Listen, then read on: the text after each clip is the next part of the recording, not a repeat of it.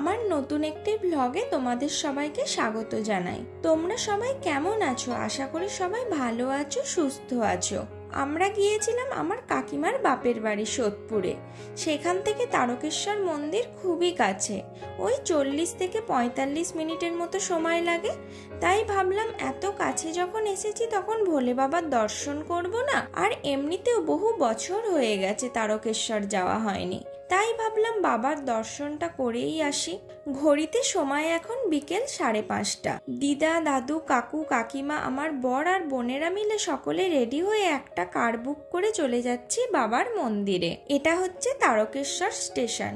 এখান থেকে পায়ে হেঁটে মন্দির যেতে ওই 5 মিনিটের মতো সময় লাগে, কিংবা তোমরা টোটো করেও নিতে পারো, 10 টাকা নেয়। এখানে তোমরা থাকার জায়গাও পেয়ে যাবে, আর নর্মাল খাবার দাবারের দোকান তো আছেই, নিরামিষ হোটেলও আছে। তবে শুনেছি নিরামিষ হোটেলের মধ্যে সব থেকে ভালো হোটেল লোকনাথ হোটেল। এখানে খাবার একেবারেই ঘরোয়া।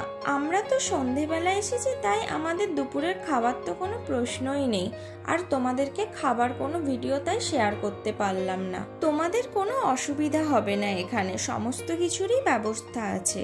আমরা জুতো খুলে মন্দিরের ভেতরে প্রবেশ করলাম। সামনে দেখলাম একটা বেসিন আছে, তাই হাতটা ওখানে ধুয়ে মন্দিরের ভেতরে ঢুকলাম। এখানে গাড়ি নিয়ে আসলে পার্কিং করারও ব্যবস্থা আছে। বাইক 10 টাকা আর 4 চাকা 30 টাকা নেয়। মন্দিরের বাইরে অনেক দোকান আছে, সেখানে তোমরা ব্যাগ রেখে জুতো খুলে আসতে পারো, তবে মোবাইলটা আনতে পারবে। এই হলো দুধ পুকুর। এখানে সবাই স্নান করে, অথবা তোমরা পা ধুয়ে বাবাকে দর্শন করতে পারো, অথবা তোমরা চাইলে বাবার মাথায় জলও ঢালতে পারো। আর ওই পাশে দেখো যেখানে লাইট জ্বলছে সেখানে অনেক দোকান আছে। এখান থেকে তোমরা পুজোর ডালা কিনে নিয়ে বাবাকে পুজো দিতে পারো। বাবার থানে ডালা দিয়ে আমরা পুজো দিলাম। খুব সুন্দর দর্শন হয়েছে আমাদের। ভেতরে তোমরা জলও ঢালতে পারবে।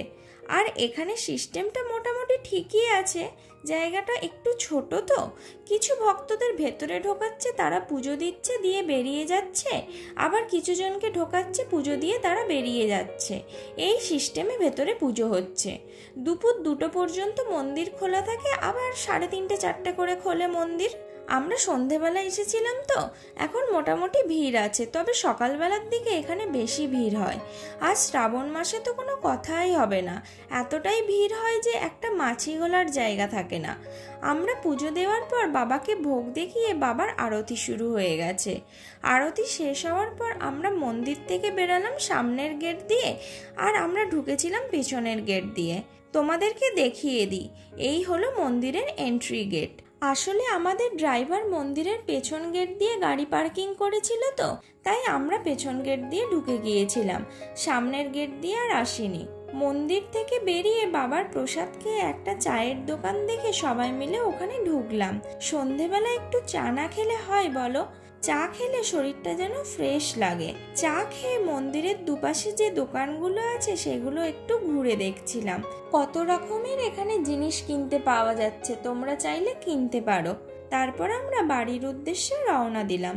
সো আজকের ভিডিওটা এখানেই শেষ করছি। ভিডিওটা তোমাদের কেমন লাগলো আমাকে কমেন্ট করে জানিও। ততদিন ভালো থাকবেন, সুস্থ থাকবেন। দেখা হচ্ছে নেক্সট ভিডিওতে।